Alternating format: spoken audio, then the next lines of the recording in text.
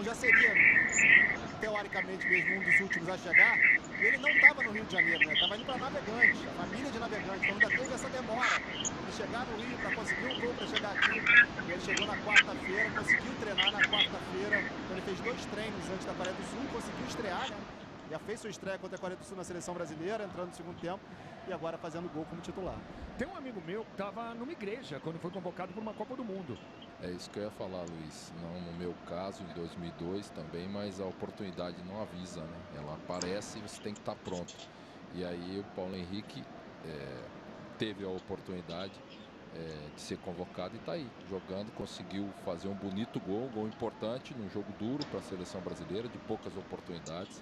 Mas ele tá bem posicionado, começou bem o jogo e teve a felicidade de fazer o gol da seleção brasileira. As oportunidades na seleção aparecem, quem aproveita acaba se aproximando da Copa do Mundo. Jogo até o momento com pouquíssimas faltas. Sabe aquele ditado, quem pede recebe, quem se desloca tem preferência? Luiz Ricardinho, é isso que o Paulo Henrique está fazendo. 1-0 Brasil. Carlos Augusto no peito, na grama. Voltando com o Vinícius. Vai pro capitão Casemiro. Com afastado um tempo, parecia quase faltas cometidas. Veja aí, apenas 4 em todo o jogo. E lá vem Brasil. Vinícius. Puxa para a entrada da grande área, pede uma falta, segue o lance. O Brasil aperta na saída de jogo do Japão e recupera com o Luiz Henrique. Boa recuperação de bola. Beraldo. Carlos Augusto. Eric falou de um jogo pegado, o último jogo Brasil e Japão, pancadaria, esse tá tranquilinho. Vinícius. Foram 30 faltas naquele outro amistoso em 2022. Agora tem 4 só. Paquetá. Bruno. Paquetá. Carlos pediu aqui na esquerda a bola para ele. Vai apoiando o Carlos Augusto. Vinícius. Paquetá usa o corpo, faz a proteção na cavadinha. Pro Martinelli, cara a cara, bateu pro gol. Gol! É do Brasil! Gabriel Martinelli! Muito bem colocado dentro da grande área, finalizando numa pancada de primeira. O Brasil chega ao segundo gol com Martinelli. Veja mais uma vez, a jogada foi bem trabalhada. Vinícius faz o toque. Paquetá usa o corpo na cavadinha. Condição legal, não havia impedimento. Cara a cara, posicionou o corpo, se equilibrou e soltou a pancada. Gabriel Martinelli no canto. Suzuki nem pulou. Brasil 2, Japão 0. Rede balançando. E palmas de Gabriel Martinelli. 2-0 pro Brasil. Eric Faria. Os 2 pontos que eu queria destacar nesse gol, né? Primeiro, até aqui eu tô gostando muito da atuação do Vini Júnior, se movimentando, abrindo espaços. Ele iniciou essa jogada, procurou o Paquetá, que aí entra o segundo ponto do meu destaque. O Paquetá, como eu e o Ricardinho, a gente vinha falando, ele de frente é outro jogador. Ele com a visão do campo para poder armar, para poder dar passes como esse que ele deu para o Martinelli, ele é um jogador muito importante. Ele começou a movimentação já no primeiro gol, ele participou com o Bruno Guimarães. Agora ele já deu a assistência. Ou seja, o Paquetá jogando de frente, ele ajuda demais a seleção brasileira. E palmas para a finalização do Martinelli também. Paquetá de primeira, tentando um passe ali para o Luiz Henrique. Casemiro conhece os atalhos, boa recuperação. 33, primeiro tempo, e o Brasil com 2-0. Chegou 2 vezes, basicamente chegou 2 vezes e marcou 2 gols. Primeiro com Paulo Henrique, o segundo com Martinelli. E nessa situação de um time muito mexido, todo mundo quer mostrar serviço. Luiz Henrique na linha de fundo, puxa para a esquerda que é boa. Traz com ele a marcação do Nakamura. PH. Esse é Bruno Guimarães. Pro Casemiro. Pro Paquetá, tentando PH. Ele chega na bola, sobra do Kubo. Acelera para a seleção japonesa. Kubo cai. Falta marcada para o Japão. Estamos vendo de novo na recomposição, parando o lance. Martinelli com a falta tática.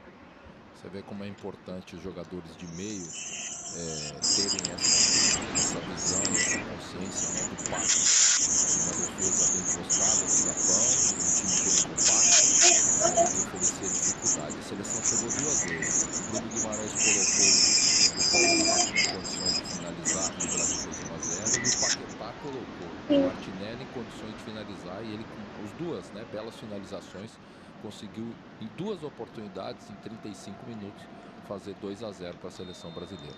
Mérito dos jogadores de meio, que num posicionamento do adversário como esse do Japão, tem a visão de, na movimentação, colocar os jogadores de frente ou lateral, no caso, Paulo Henrique, em condições de finalizar. E confirmando que o Ricardinho, traduzindo para números, estamos trazendo aí 3 finalizações do Brasil, 2 gols. Com a 7ª assistência do Bruno Guimarães com a camisa do Brasil e com a 7ª assistência do Paquetá. Era um jogo de muito estudo, né, Luiz? A gente vinha falando, assim, quem olha assim acha até que o jogo está tranquilo. Não tá, o jogo está difícil. É que o Brasil realmente foi muito competente e o Bruno e o Paquetá foram brilhantes assim nos seus passes, né? É aquele passe que a gente espera de jogadores de qualidade no meio campo. Paulo Henrique. 2-0 para a seleção brasileira em Tóquio. O Brasil vem de goleada sobre a Coreia por 5-0. Casemiro. Carlos Augusto.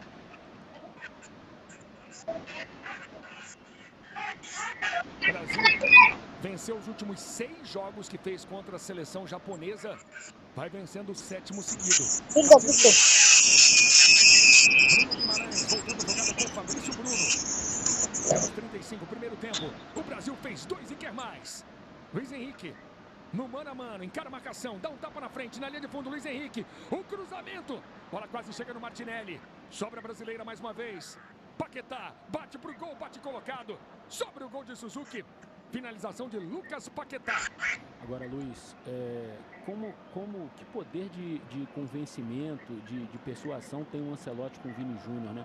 Como ele joga solto sob o comando do técnico italiano, né? A partida de hoje você vê o Vini vindo no meio, recebendo a bola, abrindo, dando passe, tabelando, jogando de falso 9, mas vindo na esquerda o tempo inteiro, comprometido. Impressionante como o Ancelotti sabe extrair o melhor do Vini Júnior, né? E o Vini, semana passada, falou, bom, o melhor treinador que trabalhei na vida é Carlo Ancelotti. Tem uma química entre eles, uma sinergia bacana, assim. Isso é muito bom para o futebol brasileiro, para a seleção brasileira, né? Porque o Vini vai ser um jogador decisivo na Copa do Mundo. E tendo um técnico que sabe entendê-lo, poxa, melhor ainda. Lembrando que o Brasil não tem hoje, tem nessa convocação, né, o Rafinha. Também vem de 2 grandes temporadas com a camisa do Barcelona. Doan. Trabalhando a jogada aqui atrás. O Watanabe no cruzamento na segunda trave. PH deixou passar, ela acabou encobrindo ali o Nakamura. Luiz Henrique. Com Paulo Henrique. Com Bruno Guimarães. Com Luiz Henrique. Chegou dividindo. Lateral para a seleção do Brasil. Voltando à situação dos laterais. Vamos lá. 10 laterais direitos foram convocados no ciclo. Vamos aos nomes? Vamos lá. Danilo, Wanderson, Ian Couto, Emerson Royal, Wesley, Arthur, William, Dodô, Vitinho e Paulo Henrique. Alguns estão hoje totalmente fora do radar. Quem é o titular, Luiz? Não sei, me diz você. Sou eu quem faz as perguntas. 37. Não, mas é sério, acho que as 2 laterais elas estão abertas ainda, é um ponto importante. Acho que o Ancelotti está pensando nisso também, por isso que quem tem a oportunidade tem que mostrar o que pode oferecer, como o PH está fazendo, sabe? Porque são poucas convocações, são poucos amistosos e, de fato, são posições que estão em disputa. 2-0 Brasil. Vamos caminhando para o fim do primeiro tempo em Tóquio. O Hugo Souza basicamente não tocou na bola. Bom momento do Japão foi um chute do Eda, uma jogada que não foi no gol do Brasil. Deu uma fatiada bonita ali o Casemiro para o Martinelli. O juizão entendeu que não teve falta no Gabriel Martinelli. Todas as emoções do futebol internacional. O Japão vem de um empate com o Paraguai. O Brasil vem de uma goleada sobre a Coreia. Doan. Cubo pede na direita. Cubo. 1 contra 1. Doan. Bate pro gol. Primeira defesa do Hugo Souza. Bola no meio do gol. Luiz, na minha geração era o seguinte: o cara com qualquer probleminha, não sei que fosse muito sério, senão tinha que ir para a seleção, porque se não fosse, entrava no final da fila. E olha que tinha gente ali no meio campo aí para a seleção, hein? E aí não tinha mais jeito, tinha que esperar a vez de novo, se ela aparecesse, porque era muita gente boa, era muita opção. Nakamura. trabalhando na entrada da grande área. Kubo. Ainda ele. O Duan pediu. Paquetá deu um toquinho na bola. Segundo o juiz, condição foi boa. Não houve falta, não. Vinícius. Carlos faz a ultrapassagem. Bola para ele. Martinelli espera um cruzamento. Carlos Augusto. Chamando o talento de Vinícius Júnior. Tem dobra de marcação em cima do Vini. Pedalou. Tentou um drible. Se ele passa, fica livre dentro da grande área. Mas é isso aí que ele tem que tentar mesmo na seleção, Luiz. É ali que ele tem que tentar ser driblador, ser decisivo. 3, 4, 5 que ele perca. Aquele acertar, ele estoura dentro do gol, entendeu? Então, ele tem que fazer isso mesmo, muitas vezes. Kubo. Doan. Relógio marcando agora 40 minutos no primeiro tempo em Tóquio. Doan. É bom jogador, é habilidoso. Dá uma puxada para o meio. Doan. Kamada, pediu bola para Kamada. Kubo. Primeiro já ficou, passou como quis pelo Carlos. Japoneses pedem um pênalti no Kubo. Tá a reclamação do Kubo. Vini. E o Brasil sai. E o contra-ataque pode ser perigoso. Bruno. Prendeu um pouco a bola, perdeu um pouco de tempo Bruno Guimarães. Mas a distribuição tá na boa. Não foi, a ideia era boa. Bola longa para o Vinícius. Estamos vendo de novo o lance do Kubo. Nada, né, Ricardo? Ali onde, no segundo lance, não foi nada. No primeiro foi falta, que o Carlos puxa ele. Quando ele dá o giro, né, que ele inicia a jogada, aí o Carlos puxa ele. Mas depois, na sequência da jogada, não houve nada. Kubo joga no Real Sociedad da Espanha.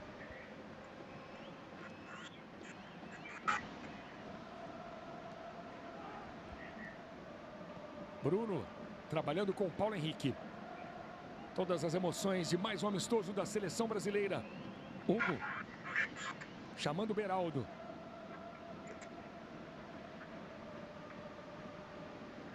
Seleção japonesa no papel tenta mostrar um jogo europeu. Mostra esse jogo. É uma seleção que joga a europeia, Ricardinho. Sim, tem características, principalmente na organização, na compactação do time. O japonês sempre foi, por característica, um jogador muito dedicado, muito focado, né, que sempre entregou muito, né, e eu acho que essa possibilidade de 80% aí, um pouco mais até, de jogadores dessa seleção jogarem no futebol europeu traz isso. É um time que está sendo batido, sim, por 2 oportunidades da seleção, mas faz um jogo competitivo. Luiz Henrique na entrada da grande área. Ainda Luiz, vem pro meio. Chamando o Vinícius. Luiz Henrique abre na esquerda. Vinícius tentou um toque ali no meio. Bruno Guimarães ficou reclamando lá na segunda trave. 0 Japão, 2 pro Brasil. Bom, o Ricardinho falou de jogadores japoneses que atuam na Europa. Boa parte dessa seleção joga na Europa. Luiz Henrique. Carlos. Casimiro. Vini pede na entrada da grande área. Carlos Augusto trabalhando o lance aqui atrás. Já temos 42, 2-0 Brasil. Paulo Henrique, Bruno Guimarães. Luiz, dos 26 jogadores japoneses convocados para essa data FIFA, 20, como você disse, atuam no futebol japonês, no futebol europeu, perdão. E eles estão espalhados em 10 países diferentes da Europa. Então, hoje, o pé de obra japonês é tipo exportação mesmo. Assim, o futebol europeu procura os jogadores japoneses. Exatamente, procura os jogadores japoneses. São jogadores de qualidade hoje em dia. E nessa situação, a transferência de jogadores japoneses para a Europa aumentou muito nos últimos anos.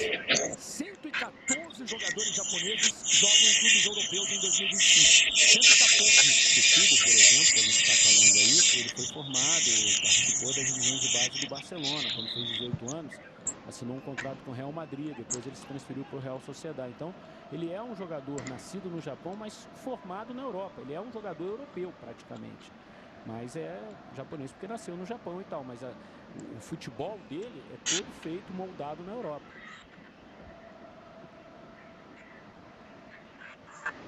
Luiz Henrique, encarando a marcação do Nakamura. Chamou o Nakamura para dançar. Paquetá tem cruzamento para o Martinelli.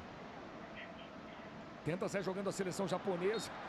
Bom, e mais uma vez, sai para não perder a viagem, né? Sai para matar o lance, tá aí o Cubo. Estamos vendo de novo. O Carlos percebe que não vai chegar no lance, agarra, derruba. Foi falta do Carlos Augusto. Agora, esse é mais um ponto, Luiz, que a gente tem que tocar em relação à seleção brasileira, né?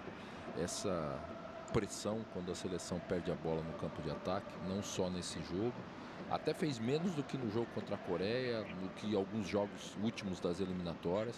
É uma característica que a seleção brasileira vem tendo e que é importante, porque você não fica correndo para trás, né, para o seu campo, para um contra-ataque. Você já pressiona o adversário ali no campo de ataque.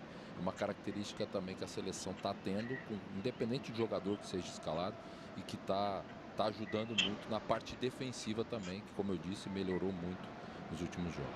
Doan toca a bola na frente. O Eda participou pouco do jogo no primeiro tempo. Gabriel Martinelli. Já passamos dos 45, são os instantes finais do primeiro tempo. Martinelli contra 3.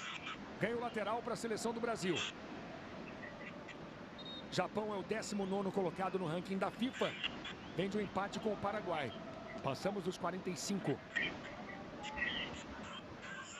Pela primeira vez, a Copa do Mundo vai ter 48 equipes divididas em 16 grupos com 3 seleções cada. Copa diferente. Cabo Verde se classificou ontem, vai legal, ter a né? oportunidade pela primeira vez de disputar uma Copa do Mundo, uma festa no país, né? País que fala português como a gente, bacana. E aí nessa situação de uma Copa diferente, serão ao todo 80 jogos. Dá 25% a mais em relação aos 64 das Copas anteriores. As Copas anteriores reuniam 32 equipes, então a Copa vai de 11 de junho a 19 de julho.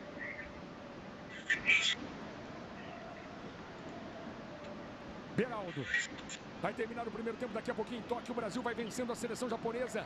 Bruno Guimarães. Será que Carleto vai mexer muito para o segundo tempo? Está fazendo experiências. Em relação ao time que goleou a Coreia, são 8 alterações.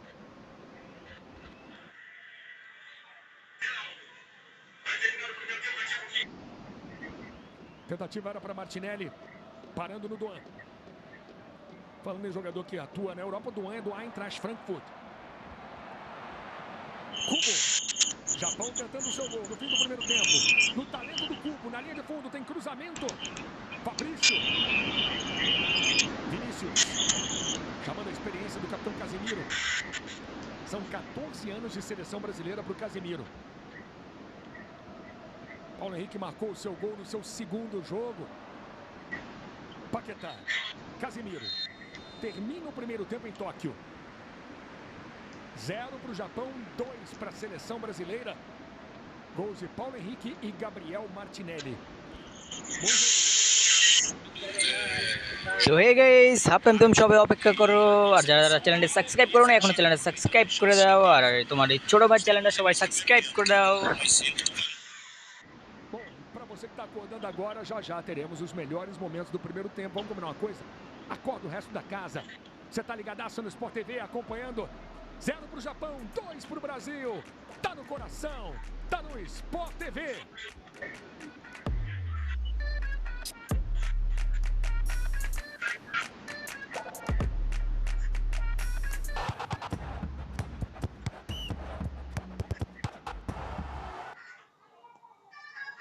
Você conhece a Las Vegas do cinema, da música, dos espetáculos, mas você já sentiu Las Vegas? Não? Então vem cá, porque aqui, cada minuto, alguém vive algo extraordinário. Aqui a diversão não para, a emoção domina o tempo. É sempre agora. Vem que... তো hey guys, এখনো যারা চ্যানেলটা সাবস্ক্রাইব করো না সবাই সাবস্ক্রাইব করে দাও। আজকে বলো ব্রাজিল জাপানকে কয়টা গোল দিতে পারবে? Muito iluminador. Ótimo, mas como eu faço isso?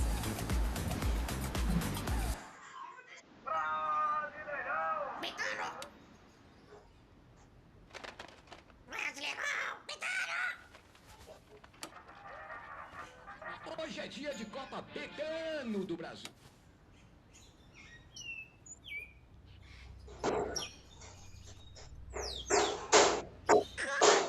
Betano do Brasil, Brasil! Ah, confia na patrocinadora oficial do futebol brasileiro, Betano.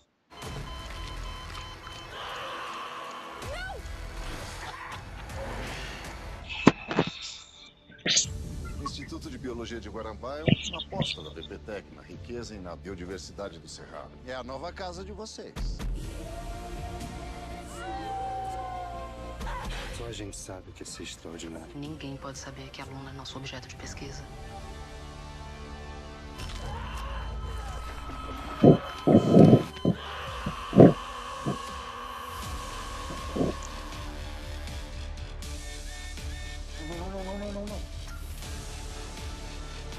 Só pra ficar juntos depois de anos? Nós dois somos criaturas mágicas.